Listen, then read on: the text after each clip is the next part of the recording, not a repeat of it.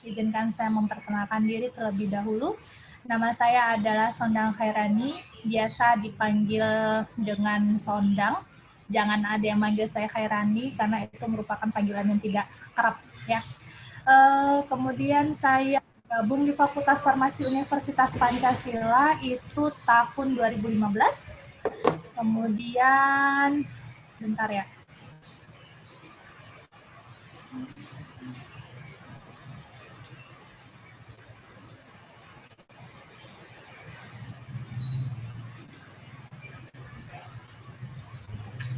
Saya bergabung di Universitas Pancasila itu tahun 2015 sampai dengan sekarang.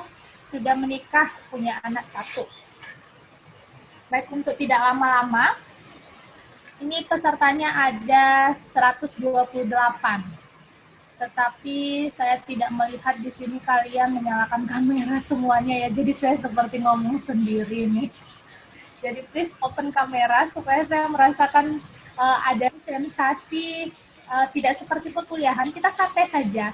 Saya tidak akan memberikan pertanyaan sama kalian dan kita akan lebih banyak sharing. Oke.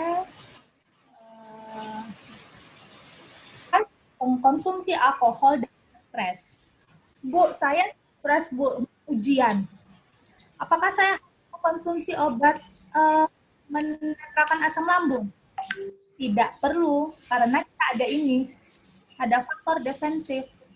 Ya, tetapi kalau saya minum boleh, Bu? Boleh, nggak apa-apa.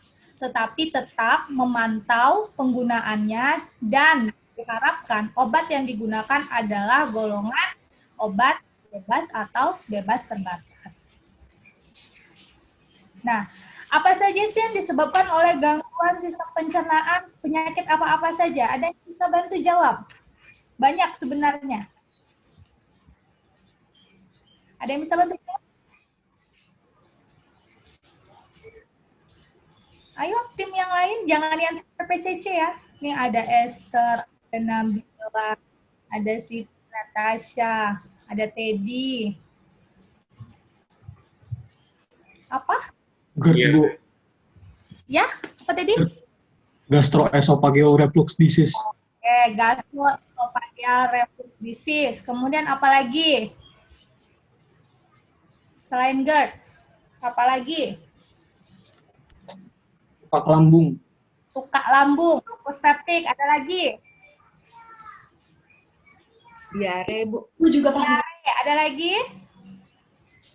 Lawan diare apa? Appendicitis. Appendicitis. Oke. Sembelit. Usus buntu ya. Apalagi? Lawan diare. Konstipasi. Konstipasi. Ya, coba kita lihat. Yang saya bahas kali ini adalah ulkus peptik. Benar tadi. Gastroesophageal reflux disease atau GERD. Mual muntah tadi tidak disebutkan. Diare, konstipasi, dan irritable bowel syndrome (IBS) biasanya sering dikenal dengan kram perut, ya. Nah, ini yang akan kita bahas. Setelah ini saya akan ngebahas sedikit terkait dengan apa sih ulkus peptik, apa sih gastroesophageal, mual muntah, diare sampai dengan IBS ini, kemudian obat-obat apa saja yang diberikan. Kenapa kita mesti sebelum melakukan konseling itu kita harus tahu obat-obatnya? Karena kita tidak mungkin memberikan obat-obat tanpa memberikan konseling tanpa tahu obat-obatnya. Makanya saya katakan tadi di awal, ilmu dari konseling itu adalah pharmaceutical care. Pharmaceutical care itu adalah kumpulan ilmu dari farmakologi, farmakoterapi, ya. Nah, ini dia. Ini adalah peradangan pada lambung ya. Ini hanya sekilas saja. Ada mukosa, ada submukosa. Ini yang disebut dengan gastritis, di mana akan terjadi lesi superficial yang tidak sampai ke lapisan otot.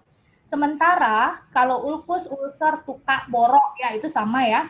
Itu sampai ke muskularis. Nah, jadi pengikisannya itu sampai dengan ke muskular. Jadi kebayang perihnya itu seperti apa.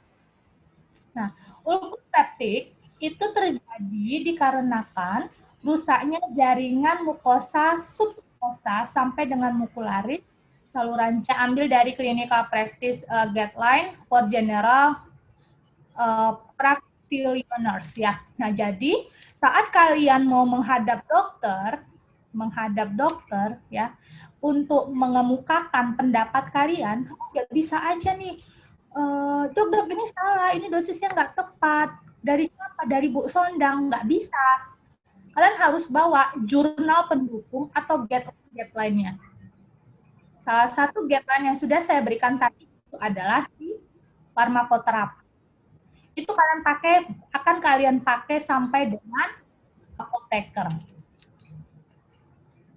Kemudian ternyata ketika kita terinfeksi Helicobacter pylori dan ulcus peptic, itu pengobatan nggak bisa 3 hari. Itu bisa dilakukan selama 2 minggu. Ya. Dan kalau misalnya ini tidak dilakukan selama 2 minggu, nanti akan kembali lagi ketika terpapar yang agresif. Seperti itu. Oke, saya lanjutkan. Di sini lengkap dengan dosis-dosisnya ya. Jadi bisa sebagai pegangan kalian. Nanti akan saya berikan slide-nya kepada panitia. Nah, ini adalah drug regimen. Ya, ini adalah drug regimen, dose treatment yang diberikan kepada pasien dengan kondisi ulcus peptic. Jadi sebelum kita melakukan konseling nih, kita tuh harus punya nih catatan atau setidaknya di luar kepala. Oh, ulcus peptic itu disebabkan kelebihan asam lambung. Bagaimana caranya menetrakannya? Oh, berarti harus di-stopkan asam lambungnya. Gimana cara men-stopkan asam lambungnya? Berikan obat-obat menghambat sekresi asam lambung. Seperti apa? Antasida. Kita berikan antasida dulu. Oh, ternyata nggak benar nih, nggak sembuh-sembuh juga. Pasien masih balik. Kemudian kita berikan apa? Kita berikan obat seperti antagonis reseptor H2. Kalau tidak mempan juga, kita berikan obat golongan pompa proton. Tidak mempan juga, coba kita perhatikan. Di endoskopi, jangan-jangan mukosa lambungnya itu sudah iritasi dan harus penggunaan pelapisan mukosa lambung seperti supralfat. Ya. Jadi di sini bisa pompa proton inhibitor. Oh, PPI itu ternyata dosisnya adalah 2 kali sehari. 2 kali sehari signalnya di mana dosisnya itu ada 30 mg. Berarti nanti kalau misalnya 2 kali sehari, berarti pasiennya minum sekitar 60 mg satu hari. Ini sudah lengkap ya. Sini sudah lengkap sekali yang saya dapat. Nih seperti lansoprazol ada 20 daily ya. Jadi 20 mg satu hari. Kemudian ada juga omeprazol 15 sampai 30 ya, ada juga 20 sampai 40. Jadi ini adalah rentang dosis yang digunakan untuk gastric ulcer healing untuk menyembuhkan ya gastric ulcernya, kemudian ini untuk maintenance. Oke. Nah, kita lanjut ke gastroesophageal reflux disease. Untuk untuk ulcus peptic tadi ada yang mau ditanyakan?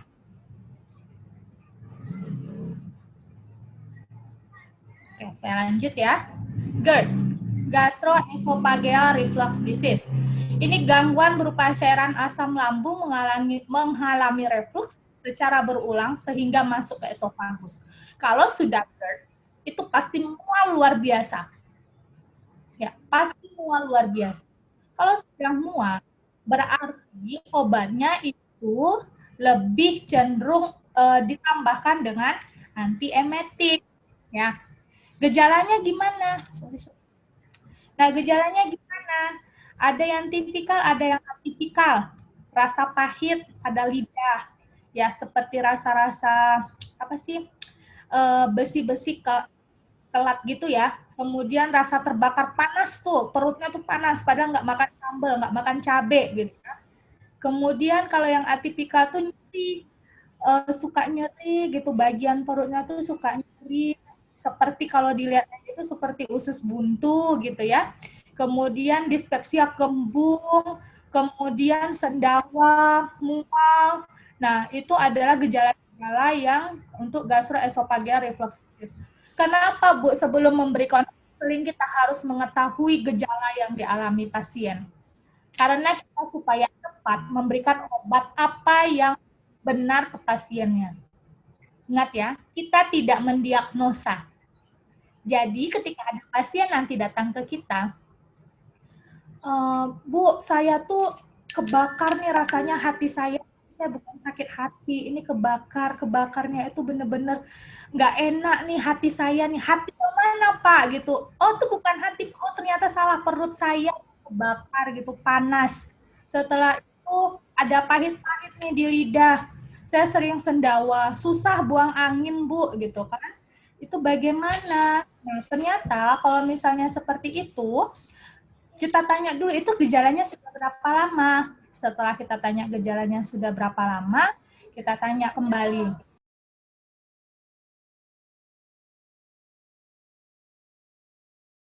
Sebentar ya.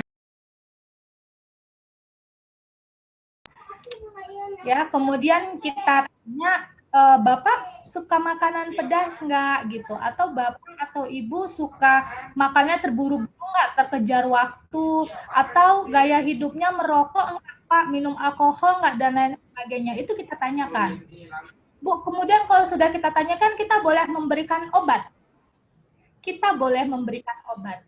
Tetapi saya garis bawahi, obat golongan bebas dan obat golongan bebas terbatas, kecuali pasiennya pernah menggunakan obat tersebut. Ya. Jadi ada 3 jenis obat yang dapat dibeli di apotek tanpa resep dokter. Yang pertama adalah obat bebas terbatas, dan lagi obat wajib apotek.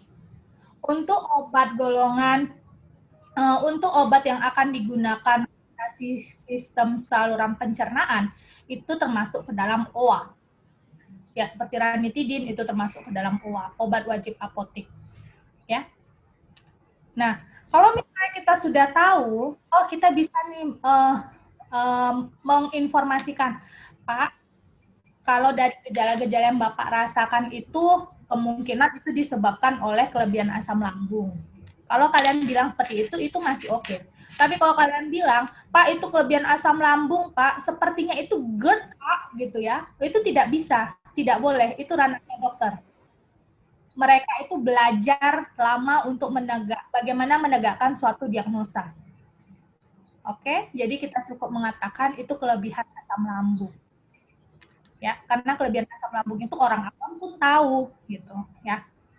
Nah, sehingga untuk mengatasi gejala GERD itu dibutuhkanlah obat-obatnya sama. Saya bilang tadi, obatnya nggak jauh-jauh, pasti golongan PPI, pasti golongan antagonis reseptor H2, gitu ya. Nah, seperti ini ada golongan antasida juga yang diberikan, ya. Dosis yang tidak match atau tidak tepat, ya, tidak kombinasi yang tidak tepat, ini merupakan 79,90%. 79,9% ya dari penelitian yang dilakukan oleh Atika. Satu rumah sakit sesuai. Oke, saya rasa cukup. Sampai sini ada yang mau ditanyakan?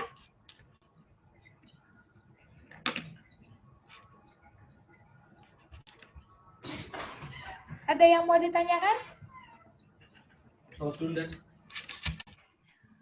Ibu mau tanya, Bu. Ya. Yang kasus tadi terakhir itu kan kalau misalkan analgetik dikasih parastamol kan, Bu. Kalau misalkan diganti selain parastamol kayak ibuprofen itu, Bu, gimana, Bu? Kayak apa? Ibuprofen. Boleh, nggak apa-apa. Tidak apa-apa. Kalian mau mengasih ibuprofen, kalian mau mengasih paracetamol, tidak masalah. Ya. Tadi ada yang belum terjawab itu pertimbangan siapa ya tadi? Asma ya? 3 golongan konstipasi manakah yang paling efektif? Yang paling efektif itu saran saya itu tadi si Microlax. Ya, Microlax itu efeknya itu seketika kok dia dan tidak berkepanjangan. Maksudnya rentang.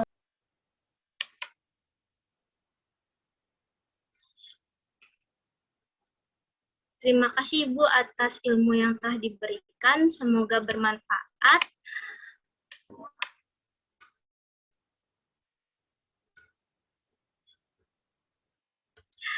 Baik,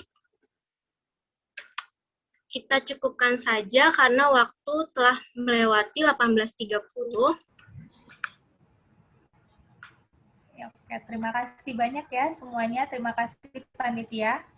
Kalian luar biasa. Semoga kegiatan ini tidak terputus ya. Karena ini merupakan salah satu kegiatan rutin yang saya tahu. Dan pastinya di kampus-kampus lain juga belum tentu ada hal seperti ini. Terima kasih Ibu. Sebelumnya untuk peserta harap dinyalakan kameranya karena akan ada sesi dokumentasi.